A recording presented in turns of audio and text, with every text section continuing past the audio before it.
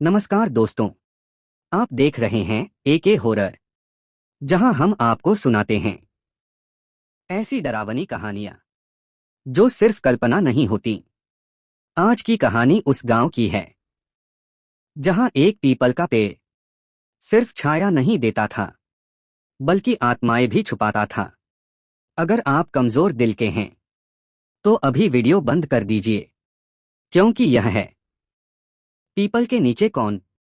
इस कहानी का आखिरी और सबसे डरावना वह आखिरी रात अमावस की रात थी।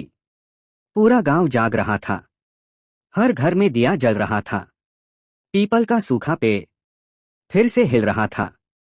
हवा में वही आवाज गूंजी, मेरा बच्चा। तांत्रिक की एंट्री।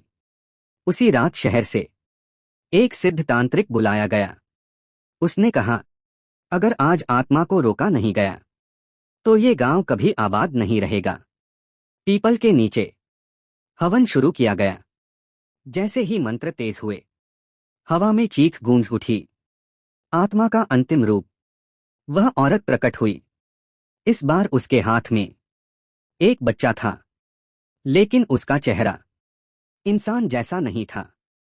उसने रोते हुए कहा, मैं मां हूं, मुझे मेरा हक चाहिए, सच्ची मुक्ति। तांत्रिक ने बच्चे को मंत्रों से बांधा और कहा, तू मां है, लेकिन यह दुनिया तेरी नहीं। एक तेज रोशनी हुई। औरत जोर से चीखी। पीपल का पेड़ जड़ से टूट गया और सब कुछ शांत हो गया। अगली सुबह सुबह गांव में एक अजीब शांति थी। न कोई आवाज, न कोई साया। पीपल की जगह सिर्फ राख बची थी। गांव फिर से बस गया।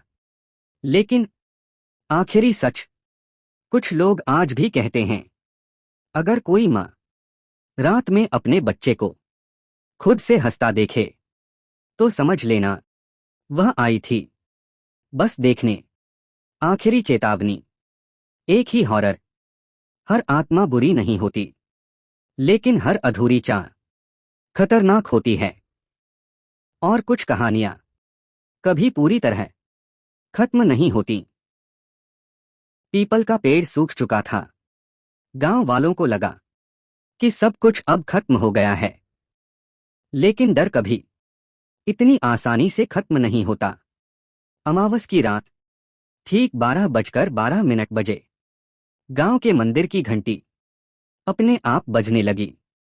मंदिर की घंटी। पुजारी ने बताया, ये घंटी तब ही बजती है जब कोई आत्मा मुक्ति मांगने आती है। उसी रात 3 लोगों ने एक साथ एक सपना देखा। पीपल के नीचे एक औरत बच्चे को गोद में लिए खड़ी थी और वो कह रही थी, अब मेरी बारी पूरी हुई, अब तुम्हारी आखिरी बलि। गांव का सबसे बूढ़ा आदमी, जो सब कुछ जानता था, उसने सच्चाई बताई। उस औरत को 3 लोगों की आत्मा चाहिए थी, ताकि वो अपने बच्चे को इस दुनिया में ला सके। रमेश 1, सीमा का डर 2, अब तीसरा, भयानक रात। उसी रात पीपल के पास से एक जोरदार चीख सुनाई दी। सुबह वहां कोई लाश नहीं थी, सिर्फ छोटे बच्चे के गीले पैरों के निशान थे, जो पीपल से गांव की ओर जाते थे। सच्चाई जो डराती है।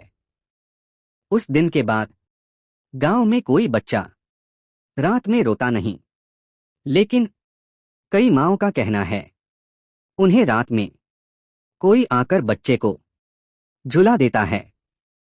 अंतिम चेतावनी। एक ही हॉरर। दोस्तों, अगर आपको कभी रात में लगे कि कोई आपके बच्चे को सुला रहा है, तो आंखें मत खोलना, क्योंकि कुछ माएँ मौत के बाद भी मां बनना चाहती हैं। रमेश की मौत के बाद गांव में सब कुछ बदल गया। लोगों ने पीपल के पेड़ के पास जाना पूरी तरह छोड़ दिया। दिन ढलते ही रास्ता सुनसान हो जाता था। लेकिन डर यहीं खत्म नहीं हुआ था, क्योंकि वह औरत अभी भी भूखी थी। अजीब घटनाओं की शुरुआत। रमेश की मौत के 7वें दिन से गांव में अजीब घटनाएं होने लगीं। आधी रात को किसी के दरवाजे पर चूड़ियां बजतीं। कुएं के पास औरत की रोने की आवाज आती। बच्चे नींद में चिल्लाकर उठ जाते। सब एक ही नाम लेते थे, वो पीपल वाली औरत। दूसरी बली सीमा। सीमा गांव की एक नई बहू थी। उसे इन बातों पर भरोसा नहीं था। एक रात उसका बच्चा रोने लगा। सीमा उसे लेकर बाहर निकली। तभी पीछे से वही आवाज आई, पानी पिला दो। सीमा रुक गई। आवाज वही थी, मीठी लेकिन ठंडी। आमना सामना, पीपल के नीचे वही औरत खड़ी थी। इस बार उसका चेहरा साफ दिख रहा था, आधा जला हुआ। आंखों से काला पानी बह रहा था। पैर जमीन से ऊपर तैर रहे थे। उसने कहा, मेरा बच्चा मुझे दे दो। सीमा की चीख निकल गई। सच्चाई का खुलासा। उसी समय गांव का बूढ़ा पुजारी आ पहुंचा। उसने मंत्र पढ़ना शुरू किया। उसने बताया, वह औरत मरते वक्त गर्भवती थी। उसका बच्चा कभी पैदा नहीं हुआ, इसीलिए उसकी आत्मा आज भी मां बनने के लिए भटकती है। भयानक अंत। पीपल का पेड़ हिलने लगा। हवा में औरत की चीख गूंज उठी, मेरा बच्चा, मेरा बच्चा। अचानक जोरदार आवाज के साथ पीपल की एक बड़ी डाल टूट गई और सब कुछ शांत हो गया। क्या सच में सब खत्म हो गया? अगली सुबह पीपल का पेड़ सूखा पड़ा था। लोगों ने राहत की सांस ली। लेकिन कुछ लोग कहते हैं, आज भी अमावस की रात कुएं के पास एक औरत बच्चे को झुलाती दिखती है। कुछ कहानियां सिर्फ सुनाई नहीं जाती, कुछ कहानियां महसूस की जाती हैं। गांव, पुराने घर, पीपल के पेड़ और आधी रात, यही वो जगहें हैं जहां आज भी भूतों का साया भटकता है। यह कहानी कोई कल्पना नहीं, बल्कि गांव वालों की जुबानी कही जाने वाली एक डरावनी सच्ची घटना मानी जाती है। अगर आप इसे रात में पढ़ रहे हैं तो पीछे मुड़कर मत देखिएगा। भूतिया कहानी पीपल के नीचे कौन? यह बात है राजस्थान के एक छोटे से गांव की। गांव के बाहर एक पुराना पीपल का पेड़ था। दिन में लोग वहां से आराम से निकल जाते थे, लेकिन सूरज ढलते ही कोई उस रास्ते से नहीं जाता था। गांव वाले कहते थे, रात को वहां एक औरत दिखती है। वह औरत, कहा जाता था कि सालों पहले एक नई दुल्हन की वहीं हत्या कर दी गई थी। उसका कसूर बस इतना था कि वह रात में घर से बाहर निकली थी। मरते समय उसने चीखकर कहा था, मैं वापस आऊंगी। उसके बाद से हर अमावस की रात पीपल के नीचे एक साया दिखने लगा। रमेश की गलती। रमेश शहर से गांव आया था। उसे भूत प्रेत पर विश्वास नहीं था। एक रात वह शराब पीकर उसी रास्ते से निकल पड़ा। अचानक उसे पीछे से आवाज आई, पानी पिला दो। उसने मुड़कर देखा। एक औरत सफेद साड़ी में खड़ी थी, चेहरा झुका हुआ। डरावना सच। जैसे ही रमेश ने उसकी ओर कदम बढ़ाया, औरत ने अपना चेहरा उठाया। आंखें नहीं थीं, मुंह से खून टपक रहा था। पैर जमीन को छू ही नहीं रहे थे।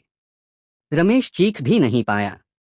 अगली सुबह गांव वालों ने रमेश को पीपल के पेड़ से लटका पाया। उसके चेहरे पर डर जमी हुई थी। पीपल के नीचे गीले पैरों के निशान थे, जो अचानक हवा में गायब हो जाते थे। अंत। चेतावनी। आज भी उस गांव में कोई रात के बाद उस रास्ते से नहीं जाता। और अगर कभी पीछे से कोई आवाज आए, पानी पिला दो, तो याद रखना, मुड़कर देखना ही सबसे बड़ी गलती है। अगर आप चाहें तो मैं और लंबी हॉरर कहानी YouTube के लिए डरावनी स्क्रिप्ट या सच्ची घटनाओं पर आधारित भूतिया सीरीज भी बना सकता हूं। बस बताइए।